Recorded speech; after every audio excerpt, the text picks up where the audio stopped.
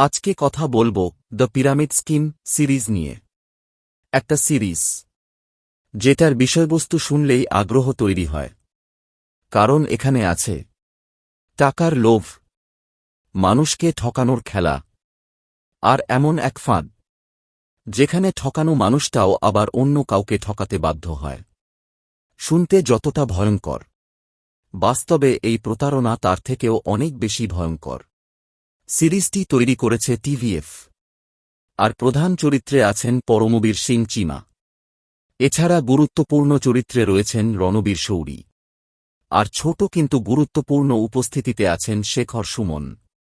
এবার প্রশ্ন হচ্ছে, এত দারুণ বিষয়বস্তু নিয়ে তৈরি এই সিরিজ আসলেই কি দেখার মতো, নাকি একটা বড় সুযোগ নষ্ট করেছে? প্রথমেই বলি, পিরামিড স্কিম জিনিসটা ভীষণ আকর্ষণীয়, কারণ এখানে কেউ সরাসরি আপনার টাকা চুরি করে না, বরং আপনাকে স্বপ্ন দেখায়। বলে, আরও কিছু মানুষ নিয়ে আসুন আর আপনি ধনী হয়ে যাবেন। তারপর আপনি আরও 4 জনকে আনলেন, তারা আরও 4 জনকে আনল। এভাবেই একটা বিশাল পিরামিড তৈরি হল। আর উপরের মানুষগুলো টাকা পেল, নিচের মানুষগুলো হারাল। এই ধারণাটা নিয়েই সিরিজ শুরু হয়। একজন সাধারণ যুবক, যার জীবনে অর্থকষ্ট আছে, ভবিষ্যৎ নিয়ে দুশ্চিন্তা আছে, আর সেই সুযোগেই সে ঢুকে পড়ে এই জগতের মধ্যে। এখান পর্যন্ত সবকিছু বেশ আগ্রহ জাগায়। আপনি ভাববেন, এবার বুঝি সিরিজটা দেখাবে কিভাবে এই প্রতারণা কাজ করে, কিভাবে মানুষ ধীরে ধীরে এর মধ্যে জড়িয়ে যায়, কিভাবে একটা স্বপ্ন দুঃস্বপ্নে পরিণত হয়।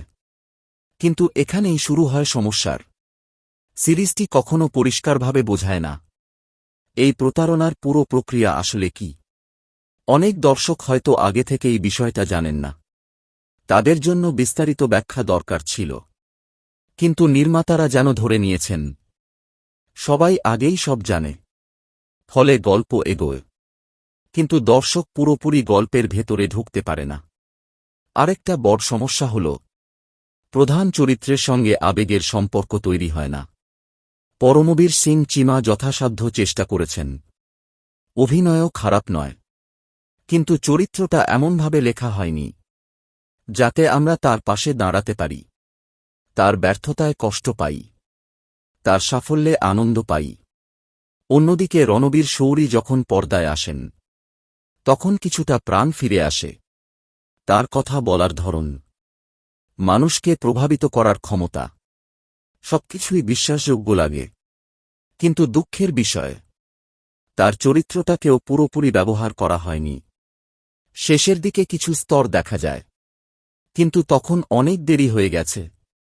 সিরিজের আরেকটা সমস্যা হল গতি।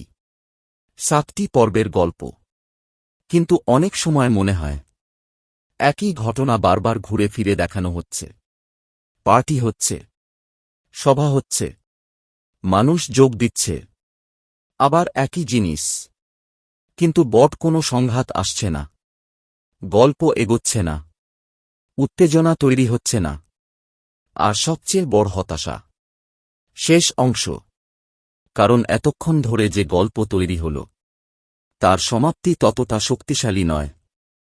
না প্রধান চরিত্র বড় কোনো সিদ্ধান্ত নেয়, না পুরো প্রতারণার সাম্রাজ্য ভেঙে পড়ার দৃশ্য আমাদের সন্তুষ্ট করতে পারে। ফলে শেষটা কিছুটা অসম্পূর্ণ মনে হয়। তবে সবকিছুই যে খারাপ তা নয়। সিরিজের মূল ভাবনা দারুণ। কিছু কিছু দৃশ্যে আগ্রহ তৈরি হয়, আর বাস্তব জীবনের বড় একটা সমস্যাকে সামনে আনার জন্য নির্মাতাদের প্রশংসা করতেই হবে। সব মিলিয়ে দ্য পিরামিড স্কিম এমন একটি সিরিজ যার ভাবনা অসাধারণ, কিন্তু সেই ভাবনাকে পুরো শক্তি দিয়ে পর্দায় তুলে ধরতে পারেনি। তাই আমার মতে একবার দেখা যেতে পারে, কিন্তু অসাধারণ কিছু দেখার আশা নিয়ে বসলে হয়তো কিছুটা হতাশ হতে পারেন। আপনারা যদি দ্য পিরামিড স্কিম দেখে থাকেন, তাহলে আপনাদের মতামত অবশ্যই মন্তব্যে জানাবেন। ভালো লাগলে ভিডিওটি পছন্দ করবেন, আর সিনেমার খোরাক চ্যানেলের সঙ্গে থাকবেন। আল্লাহ হাফেজ।